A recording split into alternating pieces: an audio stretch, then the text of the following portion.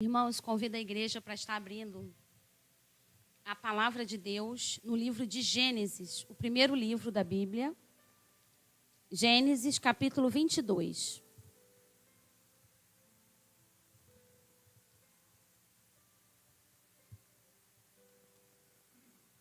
Gênesis, capítulo 22. É muito bom, né, irmãos, nós estarmos intercedendo um pelos outros. E eu senti nessas orações a presença de Deus. Não sei se você na sua casa sentiu, mas nós aqui sentimos muita presença de Deus, porque nós sabemos que as pessoas precisam ser alcançadas através das nossas orações. Deus prova Abraão. Gênesis 22, de 1 a 10.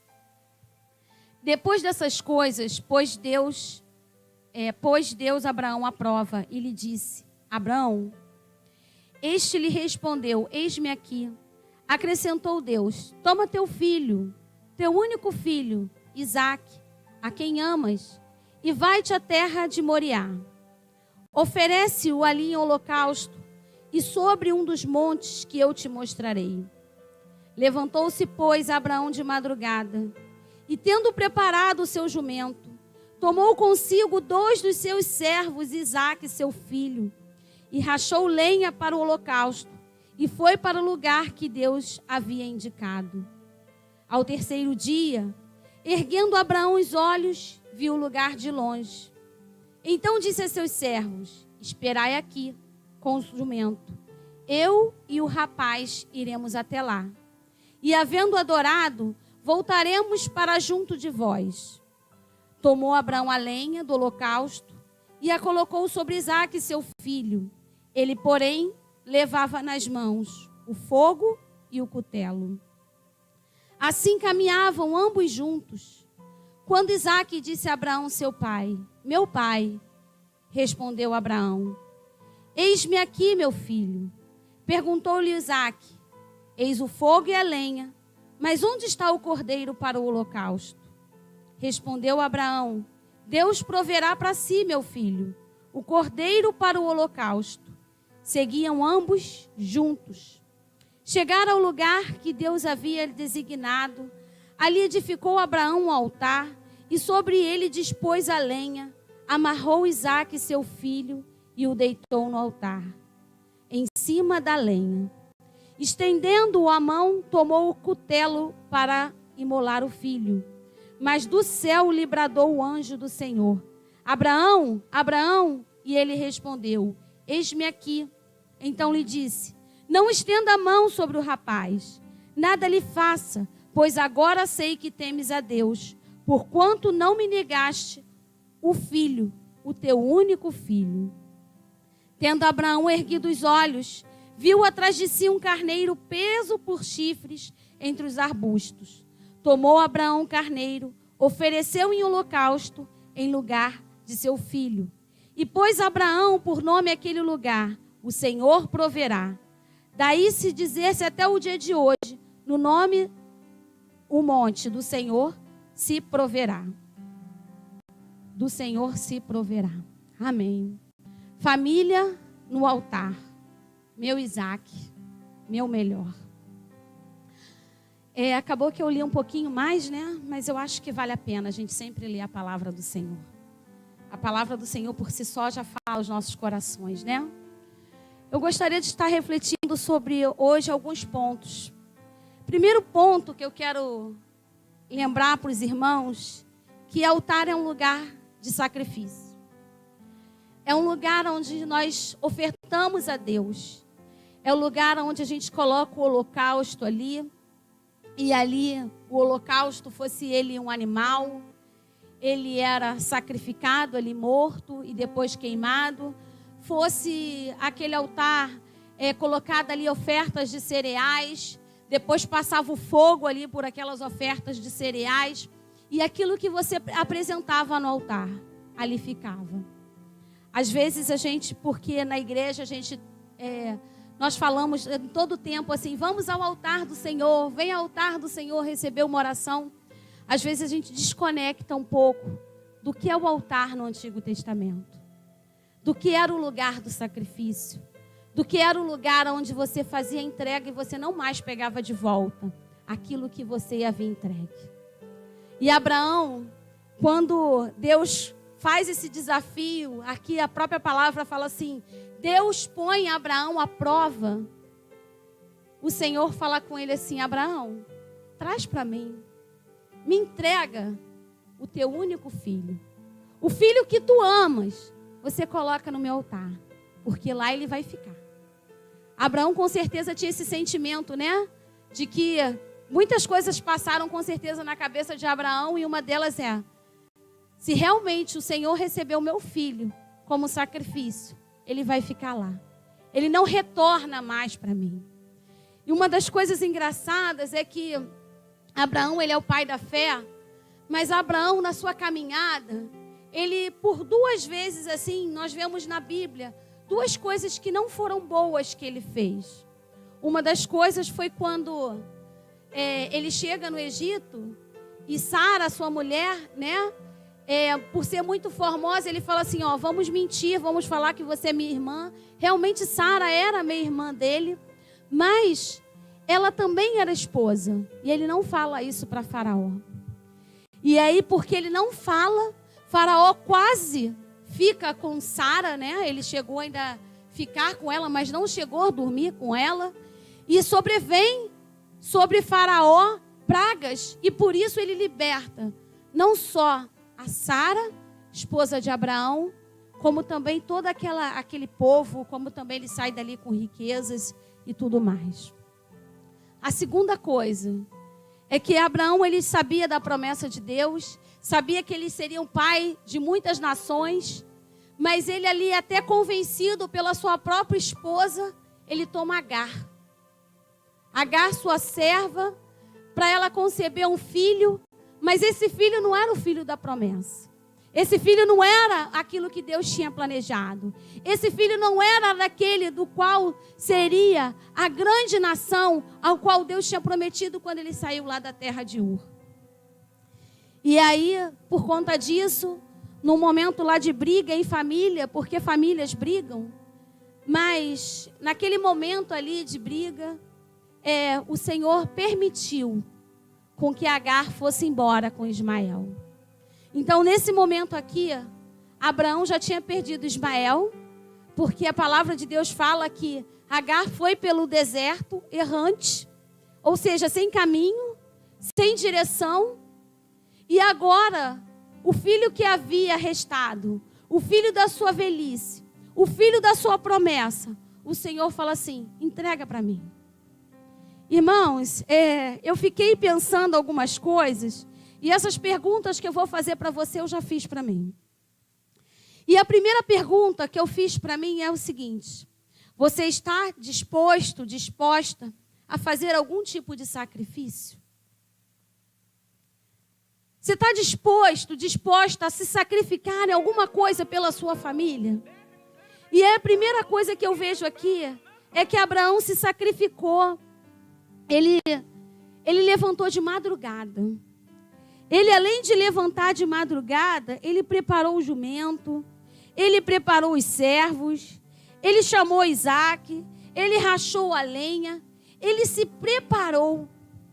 E aí, ele fez ali o seu sacrifício, o sacrifício de levantar pela madrugada para cumprir aquilo que era o propósito de Deus. Muitas vezes o Senhor tem nos chamado a nos levantarmos de madrugada para nós orarmos. Porque muitas vezes o inimigo está furioso contra a nossa família.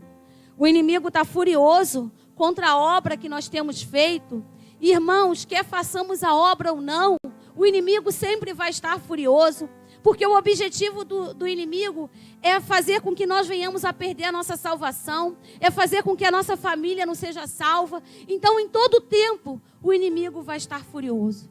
Mas muitas vezes o Espírito Santo vai te levantar pela madrugada e vai falar, levanta, ora, cumpre o propósito, clama pela tua família, clama por essa pessoa aqui, que eu estou falando com você, ora. Muitas vezes essa família vai ser aquela família da fé e outras vezes vai ser a nossa própria família.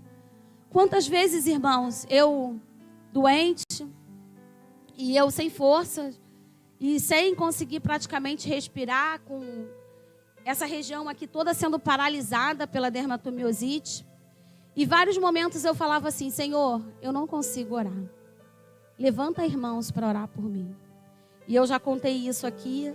E a Teresona se levantou e falou assim, no dia seguinte, quando eu cheguei à igreja, isso foi de sábado para domingo, a Teresona falou assim: eu não dormi essa noite, porque o Senhor falava assim: ora por ela, ora por ela. Então o Senhor te chama muitas vezes na madrugada, porque o inimigo está tentando tragar uma vida, tragar a vida de alguém, mas o Senhor te levanta como intercessor, como intercessora.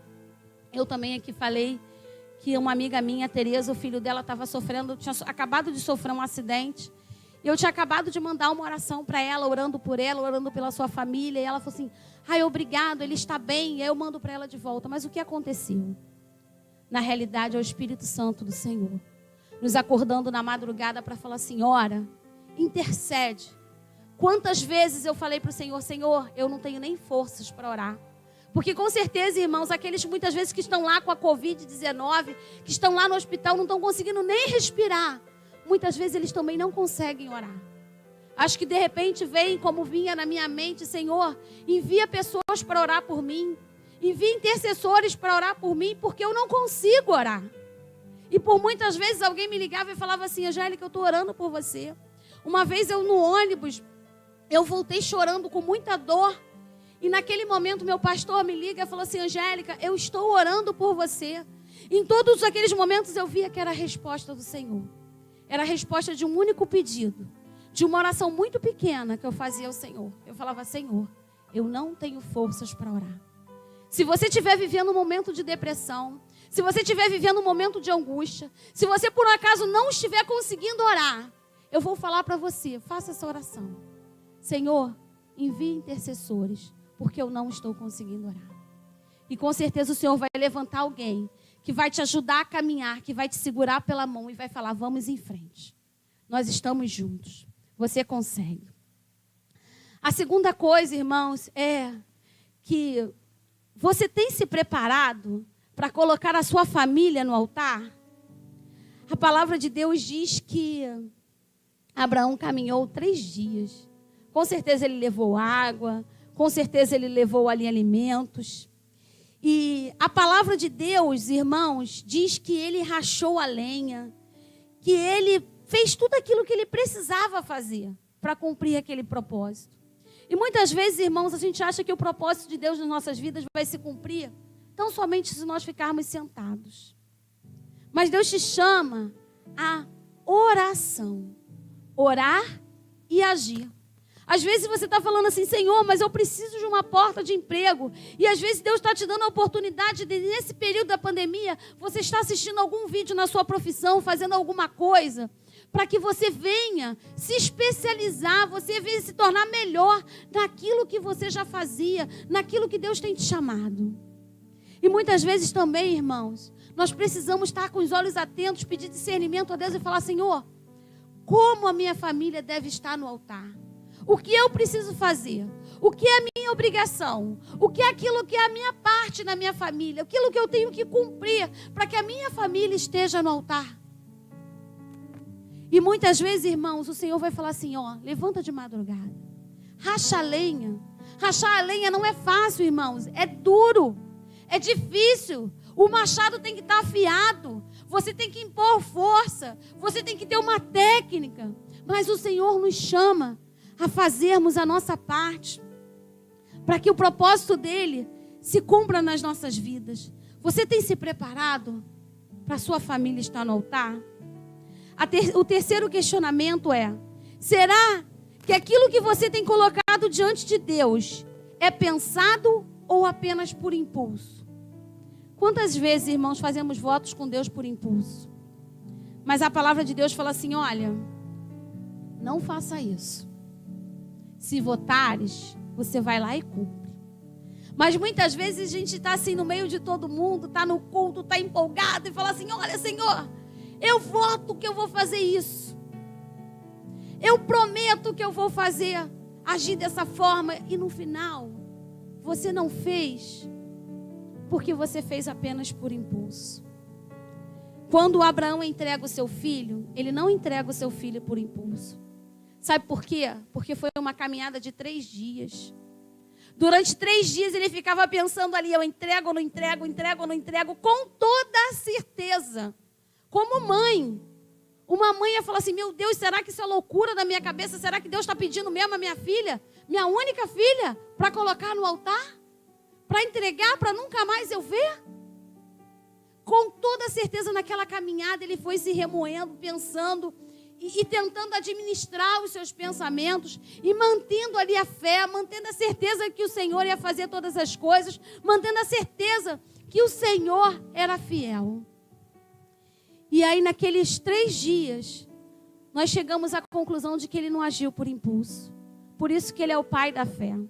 Ele agiu por fé, ele agiu por certeza, ele acreditou. Ele ao longo da caminhada de 3 dias, ele fala assim, o Senhor proverá. No diálogo que Isaac fala assim, pai, onde está o cordeiro?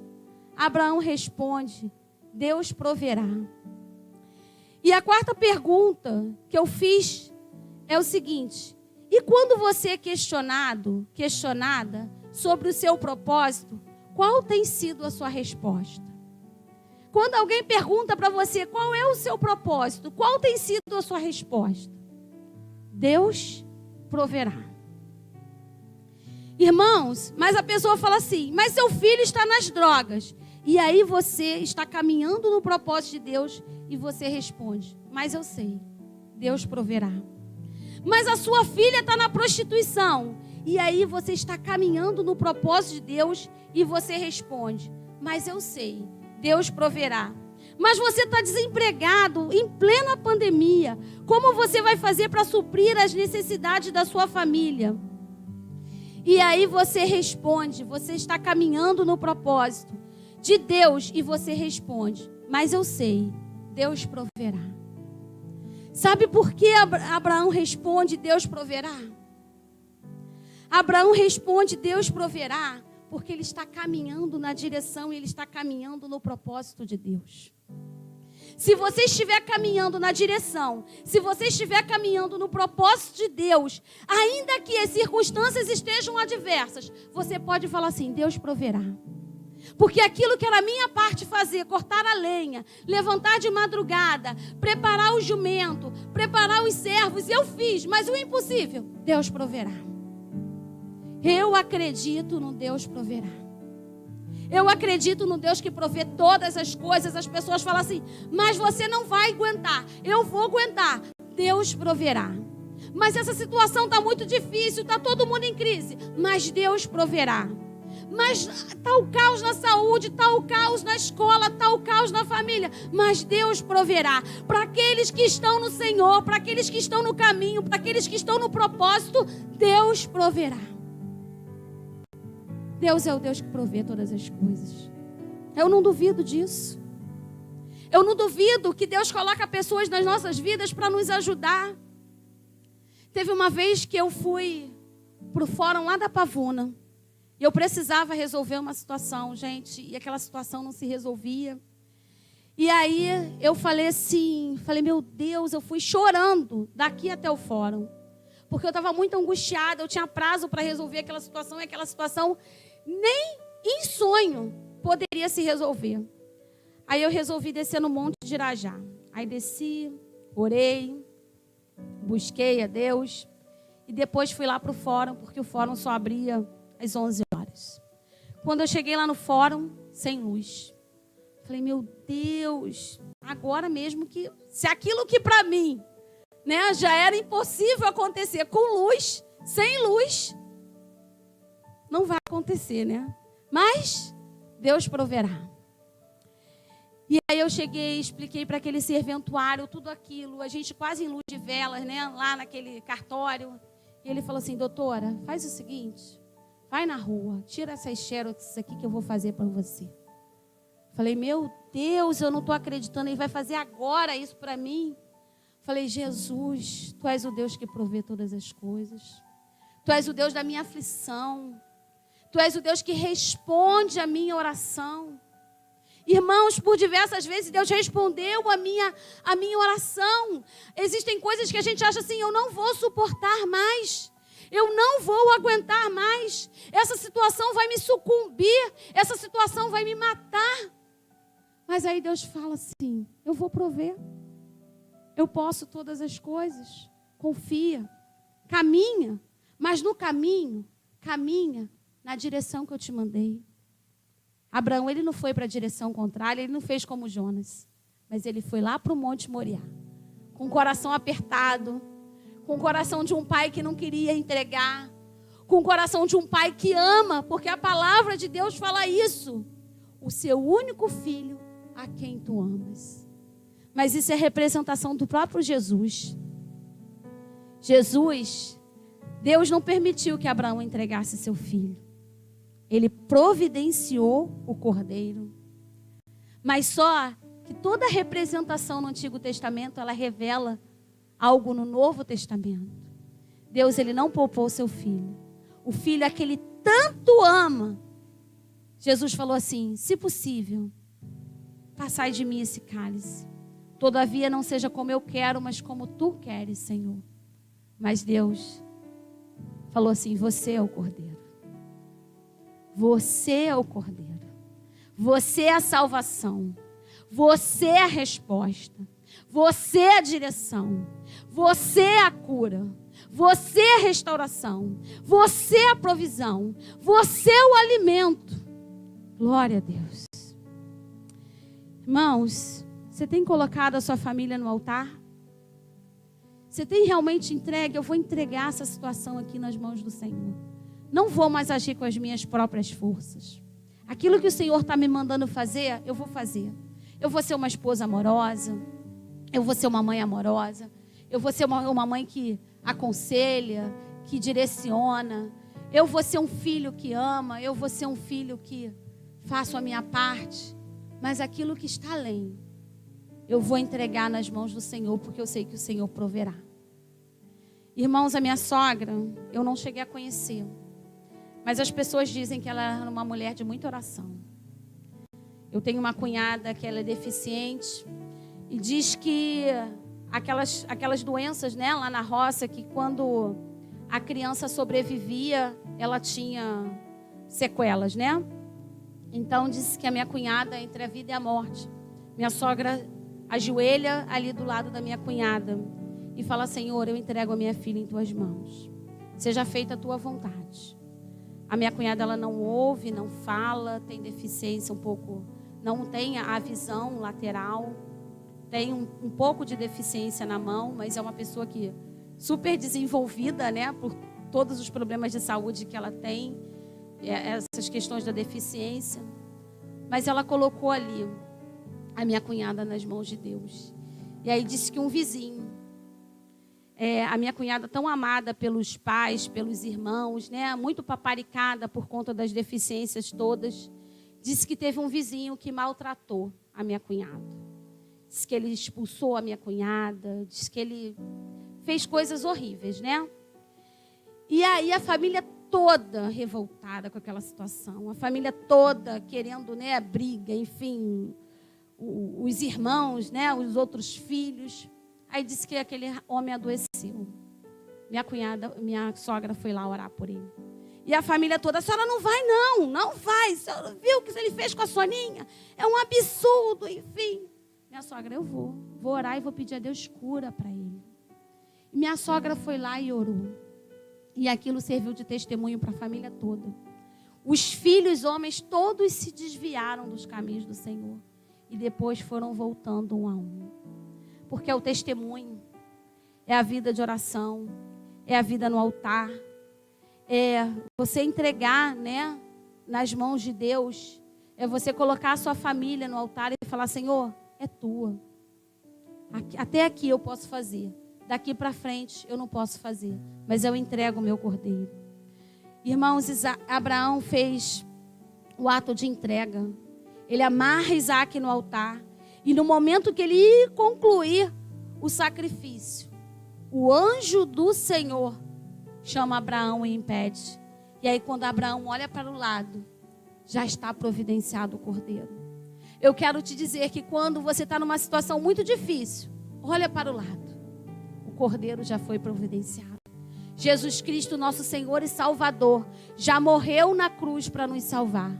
Jesus Cristo, nosso Senhor e Salvador, Ele foi assunto aos céus. E Ele falou: eu deixei convosco o Espírito Santo Consolador, o Paráclito, aquele que está ao seu lado para te ajudar. Olha para o lado. Ali está a representação do Cordeiro. Olha para o lado. Ali está a salvação.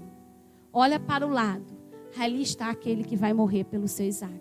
Aquele que vai morrer por mim e por você. No meu e no seu lugar. Amém?